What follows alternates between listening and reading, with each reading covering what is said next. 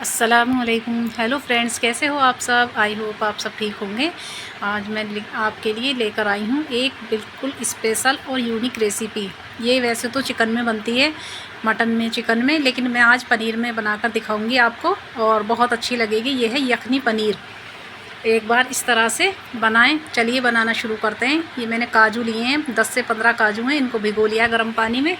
और मसाले लिए हैं, 1 चम्मच लिया है साबुत धनिया, आधी चम्मच सौंफ, दालचीनी के टुकड़े छोटे छोटे, आधी चम्मच काली मिर्च, 1 चम्मच ज़ीरा और 4 से 5 साबुत लाल मिर्च और 4 छोटी इलायची। इनको हम ड्राई रोस्ट कर लेंगे। हल्का सा ड्राई रोस्ट करना है हमें इनको। मसाला को हम हल्का सा खुशबू आने तक ड्राई रोस्ट करेंगे। ये ड्राई रोस्ट हो चुके हैं। अब हम इनको एक प्लेट में निकाल लेंगे। अब इनको थोड़ा ठंडा कर लेंगे। अब ये मैंने 250 ग्राम पनीर लिया है और इसको छोटे छोटे क्यूब में काट लिया है। जो थोड़ा सा पनीर मैंने बचा लिया है, 4 लंबी लंबी स्टिक बचाई हैं। ये हम इसके साथ में काजू के साथ में पेस्ट बना लेंगे इसका। ये मैंने दरदरा पीस लिया है मसाला। चलिए अब हम काजू को भी पीस लेते हैं। आधा घंटा हो चुका था भीगे हुए। ये मैंने 4 क्यूब लिए हैं उसके पनीर की। ये भी हम इसमें डाल देंगे और 200 ग्राम दही है, ये भी हम इसमें डाल देंगे। अब इनको पीस लेंगे, पेस्ट बना लेंगे। चलिए हम गैस की फ्लेम को ऑन कर लेंगे। एक कढ़ाई चढ़ाएंगे गैस की फ्लेम पर और थोड़ा सा ऑयल और बटर दोनों डालेंगे।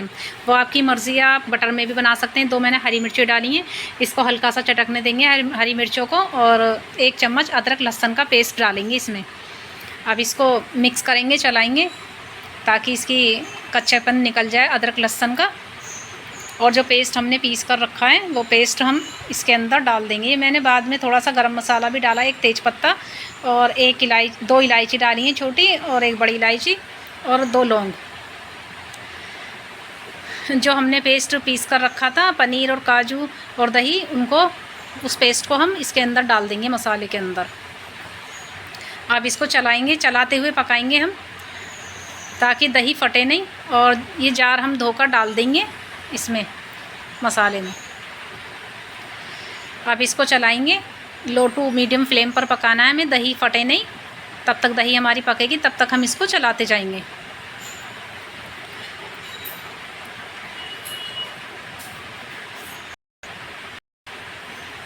गाढ़ी लगी है। अब हमें ये अच्छे से पक चुकी है। अब इसमें हम 3 मलाई डाल, दूध की उतरी मलाई, और इस मलाई को हम इसके अंदर मिक्स करेंगे। अब इसको भी चलाकर पकाएंगे थोड़ा सा।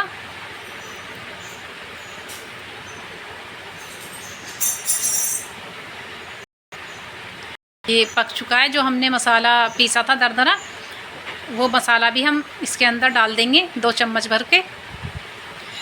मसाला आप अपने हिसाब से डाल सकते हैं, मिर्च ज़्यादा कम ज़्यादा आप अपने हिसाब से रख लेना। मैंने इसमें 2 चम्मच ही डाला है। अब हम पनीर को फ्राई कर लेंगे।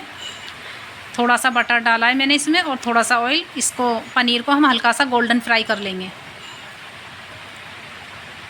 इसकी साइड को चेंज करेंगे, दोनों तरफ से अलट पलट करके हम इसको सेक लेंगे।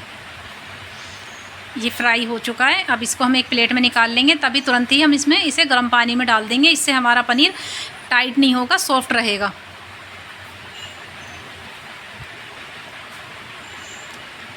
इसमें थोड़ा सा नमक भी डालेंगे, इससे ताकि नमक अंदर तक पनीर के अंदर चला जाए।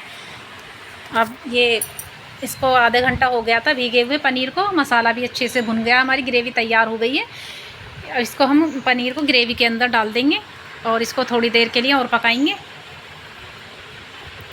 और थोड़ा सा टेस्ट के अनुसार हम इसमें नमक डालेंगे। नमक हमने पनीर के अंदर भी डाला था, तो हम थोड़ा ही नमक डालेंगे इसमें।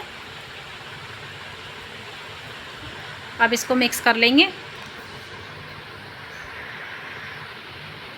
ग्रेवी पक चुकी है। अब हमने इसमें शिमला मिर्च काटी थी, चॉप करी थी बड़े बड़े पीस में, और ये टमाटर काटे थे बीज निकाल कर, और 1 प्याज काटी थी, उसके भी बड़े पीस निकाल लिए हमने अलग। और जूलियन कट में मैंने अदरक काटी 2 इंच का टुकड़ा। वो हम हल्का सा फ्राई कर लेंगे मक्खन में।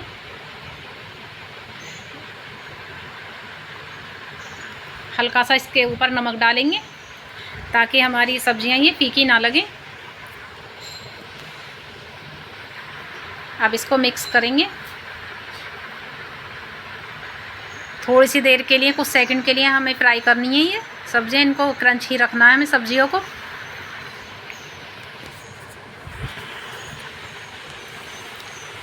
ये फ्राई हो चुकी हैं। अब हम ग्रेवी में डाल देंगे इसको ऊपर से।